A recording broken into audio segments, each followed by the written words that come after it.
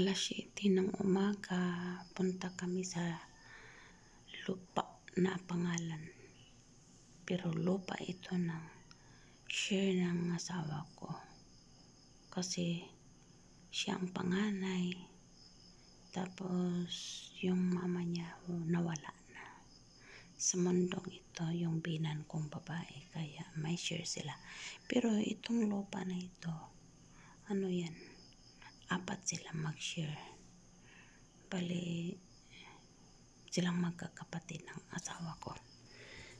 Kaya, kami kumukuha dito ng kahoy para gawin namin ng bahay-bahayan ng manok at kambing. Dito sa bundok, mga amigo, ganito talaga ang buhay. Mag-alaga ng hayop. Dito, malapit lang to sa amin. Medyo, lang ang takbo. 5 minutes lang pong magpatakbo ng malakas. Pero kung mahina lang ang takbo, mga 10 minutes. Pero malapit lang talaga siya. Malapit. Kailangan talaga siya na may dalang sasakyan kasi mga kahoy yung karga namin. Putol na kahoy. Wala namang ng DNR sa amin kasi itong lupa na pinagkukunan ng kahoy ng asawa ko, with title yan. With title na lupa. Nag-tax sila dito every year. Maraming mga puno dito na kahoy. Ito, umuwi na kami nito. Papuntang bahay namin.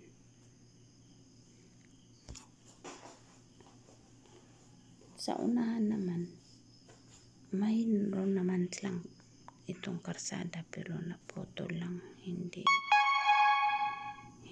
tapos. Pero sa highway nito, sa unahan may highway na, bali tawag highway. Maganda na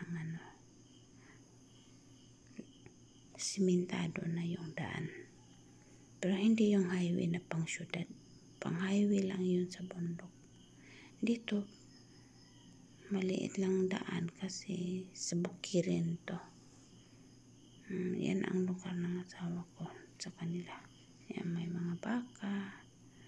Maganda dito, mga amigo ko, mamumuhay ng tahimik, malamig ang panahon, lalo pag umaga.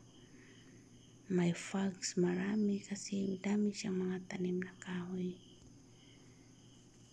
Tapos wala masyadong nanirahan dito, banda. Sa pinagdaanan namin, doon sa pinagkunan namin ng kahoy, sa baba, mayroon naman mga relatives ng asawa ko, mga kapatid ng binan ko. Lahat doon, mga kapitbahay nila, mga relatives lahat. Ito, pauwi na kami. Papunta na kami pauwi sa aming tinitirahan. Kaya medyo maulan naman, konti. Mahina-hina lang ang ulan. So, hindi masyado madulas ang daan. Sabayan nyo lang kami guys, mga amigo, sa pag-uwi namin. Ito na, malapit na.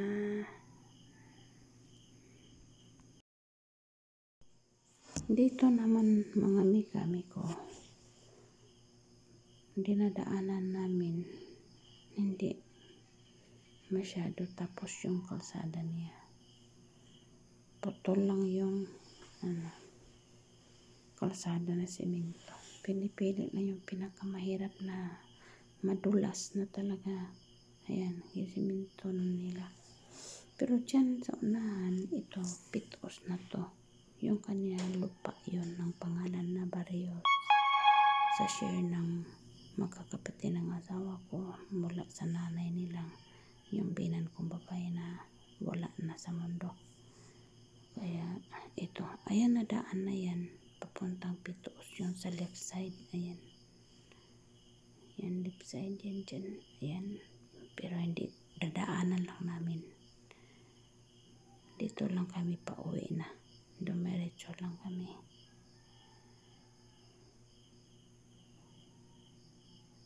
Ayun.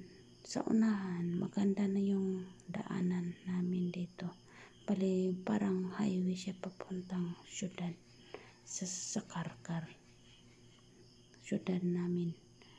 Sa pinaktirahan. Hindi syudad sa Cebu. Pero, ibang syudad sa Cebu. Sa Karkar ito. Ayan, sa left side dyan, ayan, left side. Relative sa asawa ko. Pero right side yun, sorry. Ito sa left side, pauwi na kami. Left side yan kami, pauwi. Ayan, maganda na ang namin, pinagdaanan namin, dinadaanan namin.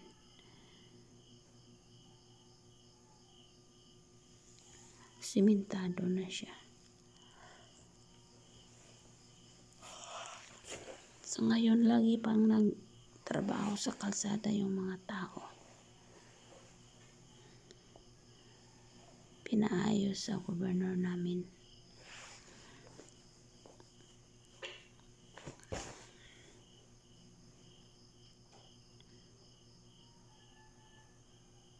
Ayan, maraming mga tanim na kahoy dyan, mga mika.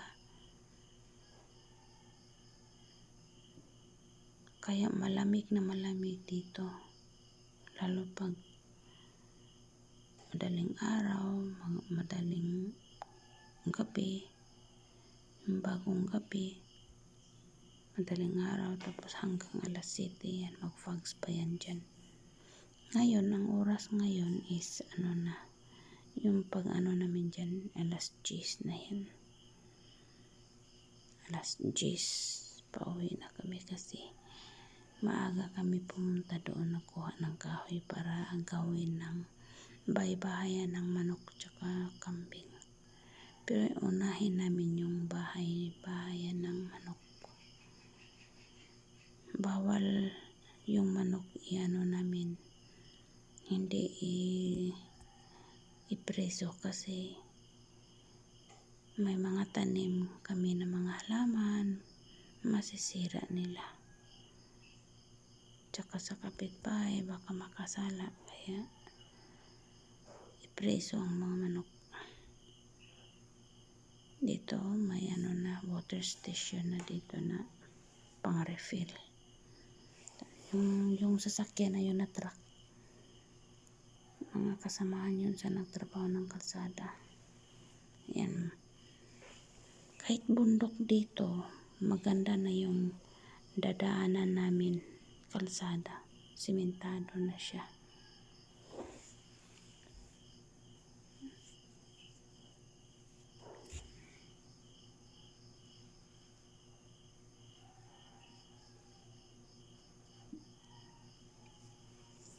Nag-widening din ito. Habang nag-widening sila, sunod din agad yung simentado, yung simento.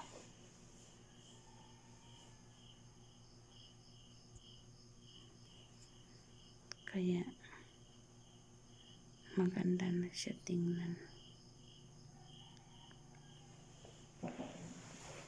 Yan, pauwi na kami sa amin. Malapit na ang bahay namin. Pauwi na. Dahan-dahan lang kami guys, mga mika-miko, kasi mabigat yung dala namin na kahoy, tapos yung sasakyan pinag-iingatan talaga ng asawa ko.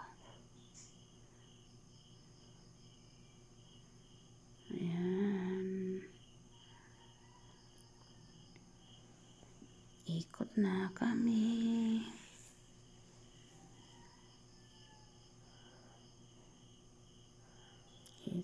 na.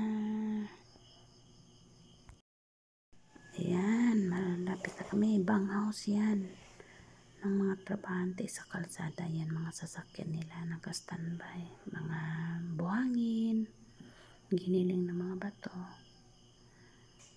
Yan ang banghouse. Tapos umiikot na kami papunta sa aming lugar. Ayan, banghouse nila yan.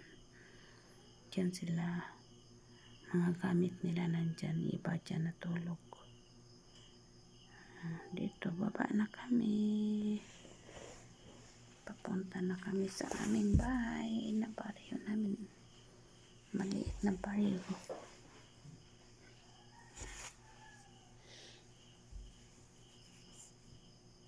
Yan, kapitbahay namin. Yung bahay namin dyan, guys, hindi masyado marami naninirahan. Dati, ngayon medyo marami-rami na. Pero hindi pa masyado. Ayan. Medyo may distance pa yung mga bahay namin dito. Hindi pa masikip. Sa bundok. Dati wala pa yung karsada. Madaanan pa ng motor. Ngayon, madaanan na talaga ng sasakyan. Ayan. Pinagsikapan talaga nila ng asawa ko na magkaroon ng karsada dyan. Kaya yan. Maganda na pag mayroon kang bibili ng mga materyales. Ayang walang bubong. Kinder, daycare yun dati. Yung kapitbahay namin. Ayan, kailangan ko palilinisin dyan banda na kalsada. Volunteers. Pero pag may time na ako, busy pa sa amin. Ayan, papunta na kami sa amin. Hindi pa simentado, hindi na abot dyan yung simento. Sa baryo namin. Yan, paikot na kami sa left side, papunta sa bahay.